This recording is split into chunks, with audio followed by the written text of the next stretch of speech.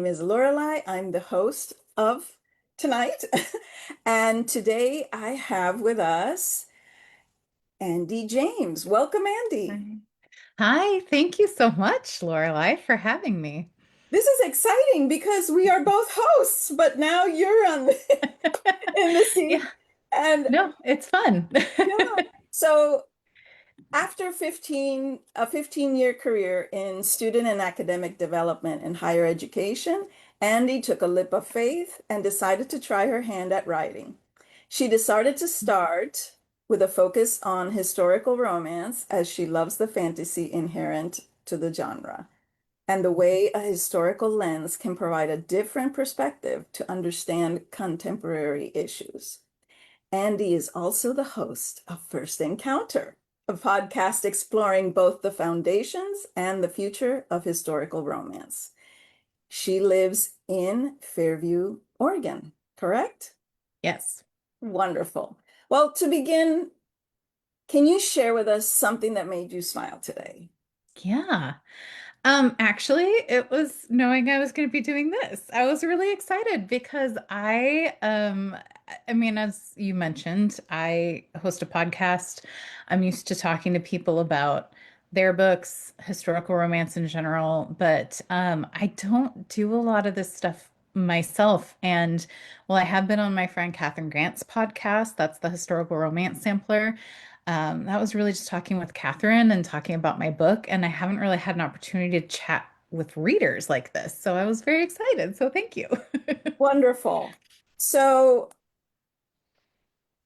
with time to write, do you have Mhm. time to read? And if so, what are you currently reading? Yes, but not as much as I'd like. Primarily right now, I read things either because I'm reading them for someone to help them and give them feedback, or for the podcast. I interview authors, and so I'll read a book of theirs that they ask me to. I ask them which book of theirs they'd like me to read. And then I also do kind of deep dives into classic historical romances. So I'll read those books as well, obviously, since we're going to discuss them. So I don't have as much time to read outside of that as I'd like. But I did recently, just because my brain needed a break, read two brand new historical romances that both came out. One came out Sunday and one came out Tuesday. The first was by my friend Isabel Kamal, A Lady's Guide to Subterfuge and Science, I believe is what it's called. Um, I should know that, but it excellent. Isabel is a wonderful writer. That just came out on the 5th through Dragon Blade. And then just this afternoon, I finished reading Rachel Griffith's new release, Just for the Summer, which I loved. I adore. Oh, there you go. That book right there. Just got it in the Yes. mail. It's so good. I Her first book came out last year, The Trouble with Anna, and I just adored it. It's Regency period, which is what I write, and it was just wonderful. And I've connected with Rachel just through author spaces, and she's just the most wonderful person. Oh, So excited to read the new book. And like I said, I just finished it this afternoon and I loved it. oh, wonderful. How excited. I just got it in the mail. So anyway, Yeah, and I I know. sort Well, of and have to, tonight I'm starting Nighthawk by Beverly Jenkins because that's the next book for the podcast. And I'm so excited. oh, amazing, amazing. So, do you have any pets? I do. I have a cat. She is just the sweetest. Her name is Daisy. That was her name when I got her from the Humane Society, and I decided to keep it.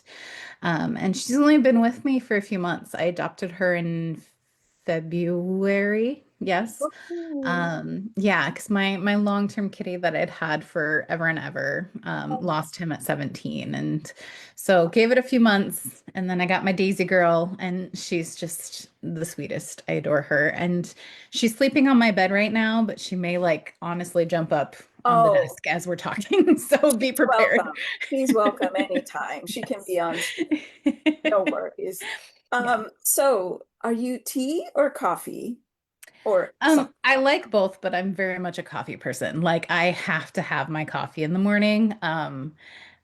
I don't do anything special. I drink it black, but like I need my coffee in the morning, but I do love tea and I'll often drink it in the afternoon. And like one of my favorite things to do in the whole world is like have a high tea. So, you know, they're both great, but I guess I'd call myself a coffee person. Yes, yes. I have chamomile sometimes at night or with cinnamon. Oh, yeah. So really good. So Yeah. complete this sentence for me. Okay. When I wake up every morning, I I You gave me these questions in advance, and I hate my answer to this, and it's made me realize I need to like examine my life because honestly, like one of the first things I do is I check Instagram, and then usually if I have something to upload that day, like I immediately do that. I'm on West Coast time, and so it's like late already for East Coast. And so it's just like the first thing I do is post. It's oh, crazy. And I'm like, I really shouldn't do that immediately in the morning. well, But then that's you should usually what treat I do. yourself with something right after, Yes. Yes. right? Yes. So maybe that should be the follow-up question. What do you do Yeah. after? So, Oh, God, I don't know. I usually, check email and whatever, but then I shower and make coffee. So, I always enjoy that. okay. Name one thing on your bucket list. This was a hard question too. I have a lot of things. I'm going to answer with two things, which is crazy. Sure. This is very broad, but travel more and more specifically go back to the UK. I had the chance to go to the UK in December 2022, and it was amazing, but there's so much more I want to see. So definitely want to do that. And then the other that's totally unrelated, and I could do this anytime, I just haven't, is I really want to take a knife skills class. Like I really enjoy cooking. And Wow. I want to like learn how to do that properly. That is fun. Yeah. You know what I'm starting to do? What are you I just doing? order jewelry, like Oh, like nice. the seed glass beads. Like I could have Yeah. picked bigger beads, but now I don't Mhm. know. It's a thing. So knives are good too. So Yeah. we'll see. We'll check in a month and see how we're at. Um, weirdest or unique thing you own? Yeah, I struggled with this one too. I don't really collect a lot of things. I mean, I have lots of books, but I mean, I'm not that's obvious, right? For someone who loves to read and write. I don't know. I'm not a super sentimental person and then I don't hang on to a lot of things if they're not, I don't like clutter. Yeah. So this took me a minute, but I decided this is weird. I don't know. It's not weird, but I went through a phase where we'll get into this more when you get into my writing history and stuff. But I took a class on screenwriting actually and thought I wanted to like write a rom-com. And I used to live in Tacoma, Washington for a long, long time. At Pike's Place Market in Seattle, they have this very unique store where they sell screenplays. Okay. And I love Pike's Market. I don't go there a lot because, very touristy, whatever, but I love it. So I went there one time, and so I own the screenplays for La La Land and Oh Sleepless in my Seattle. gosh. And these are the originals, so like it's a little different from the films. Yeah. And Sleepless in Seattle is one of my all-time favorites. And Wow. La La Land had more recently come out when I Yeah. purchased these, and I loved it. I still love it, but I love musicals. I'm a sucker for it. So yeah, I think That is this says unique. a little something about me, just the fact that I like own these. It's just kind of weird. It's about the Oh, location I lived and interests I have and things I love and all of that. So wow. it's kind of unique. I mean, it's not Yes. totally unique, but it's kind of unique. Oh, it's unique in my book. It is. That is wonderful. Not everybody has one of those laying around. Right. So, Right. okay. Now, do you have any hobbies or particular skills aside from reading and writing? I struggled with this question too, and I think I'm just going to go back to cooking. I don't think I'm a particularly skilled cook. I'm not a baker. I'm a cook. There's a big difference. Baking, you have to be like precise Yes. and follow recipes like exactly, and I don't do that. I use recipes as inspiration. But it's just something I really enjoy. I like watching cooking things. It's kind of a thing I enjoy doing with my dad. And, it's just, I would say that. I don't know if I'd call it a hobby, but it's kind of a thing that I like, I enjoy, I spend time on. Good. And now let's talk romance. Yeah. Did you always dream about becoming an author? I feel like the answer to this is a cop out, and it's yes and no. Um, Okay. I have always, always, always been a huge reader. And I've always loved love stories in movies, in books, in TV shows. Y- just all the stuff you love growing up, Anna Green Gables, and just all Yeah. the romancy things. I've always been drawn to that. In a way, I feel like maybe becoming a romance writer should have been obvious, but like, um, and I've always enjoyed writing. I went through a phase more than 10 years ago now where I was like really just kind of unhappy in the job I was in, and I started a blog. And I told you I took that screenwriting class. That was also at a time where I was unhappy in a different job. And like, and so like it was always a thing I was interested in. But I think in my brain, writing books, like I pictured like lit fic. Hmm. And I was just like, I can't do that. That was so intimidating to me. I was like, I'm not that kind of writer. I don't.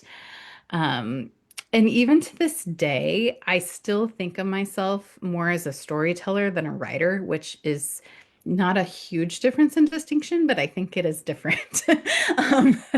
Um, because I've always imagined stories and things like that. And it was maybe this might get into some of later questions, I don't know, but it was during COVID, like so many people.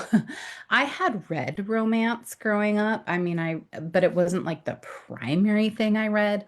Um, but when the shutdown happened and everything, I needed an escape and I needed happy. And so I was like, I need romance.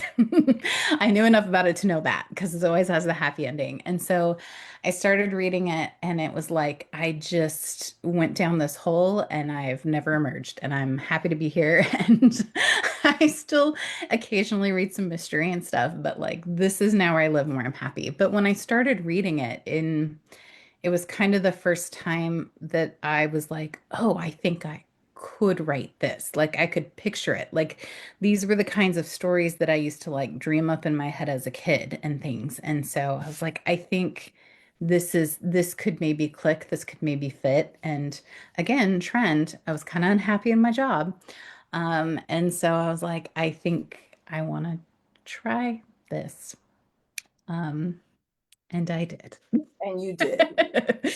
So this is just a question just in Hmm. case. So you decided to write historical Yes. romance. Is there any other subgenre that you may I decide to mean, write or not? potentially, potentially in the future. I mean, like I said, I think of myself more as a storyteller, and I have like a million ideas for stories in my head, and that includes possible contemporaries. That includes a possible romantasy. Like I've got ideas for other things. I certainly financially, it would be a smart move if I want to make more money off my writing because historicals are not making money right now at all. I don't Um, know why, because I know. I know why, but it shouldn't Yeah. be because there is Yeah. such. I'm a newbie historical reader. Yeah. I only started reading in 2015, so that's maybe Hmm. what, 11 years, and Hmm. it's just candy for me. It's so And good. I'm so Yeah. excited about it, Yeah. but I hope So, this is just a wave and yeah, it'll, I mean, I think I don't want to say I'll never branch out because like I said, I do have ideas, and particularly with the romantasy, I mean, I feel like that wave's kind of starting to go down now, but yeah. like I've got ideas. And but I think I've just fallen so in love with writing historicals, and I've always hugely loved period dramas and things, huge Jane Austen fan, all that. She's what got me started, and then I found everything else. And I I as I've started writing and become connected to the community, I just love it so much. And I want to see it thrive, which is why I'm trying to start all these part like the podcast. And we don't need to go into this right now because it's forever to talk about, but I'm trying to start a small indie publishing house for historical romance because everywhere else is ignoring it. And I feel like all my energy right now is with historical. So I don't want to say never to anything else, Yeah, but not for the foreseeable future for me. good.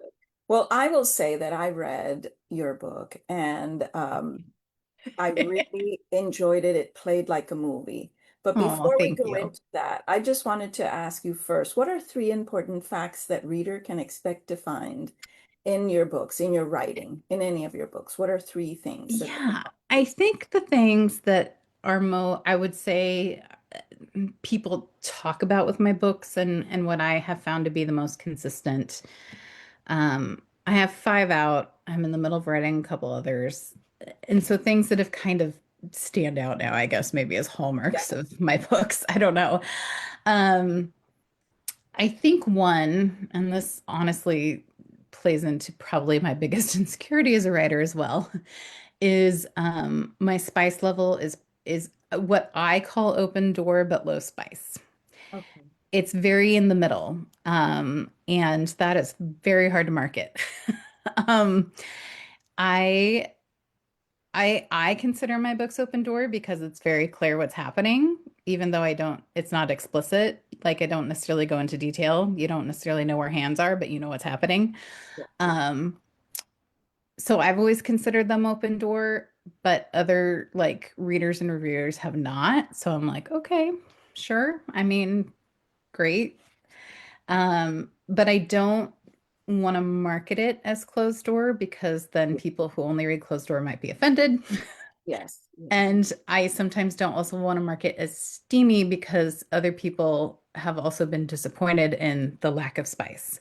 Yes. So I'm in this weird middle ground. But to me, I guess what I care about and what I focus on first and foremost is the romance and the emotions. Mhm. And sex is a natural part of developing relationships for many people. And so that happens. And I'm not going to ignore it. I don't think it's a bad thing, but I'm just not one to write a long, crazy, spicy scene. That's just not how I write. I read it, I love it. I just can't write it. That's So fine. that's one thing. I think another thing is that, I mean, miscommunication is always going to be a factor because we're humans and we don't communicate well. We just don't.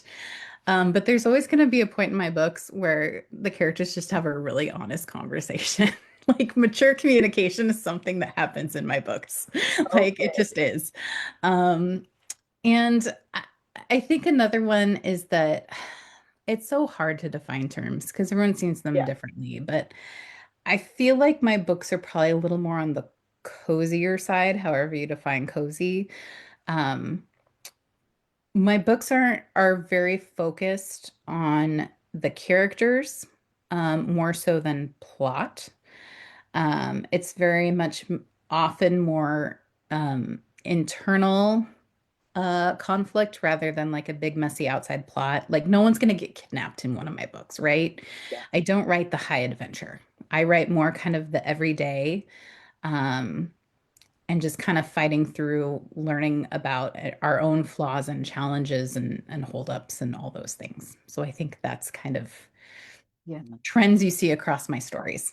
Wonderful. So now tell us, what Mhm. inspired you to write Bequeathed Mhm. and the series? So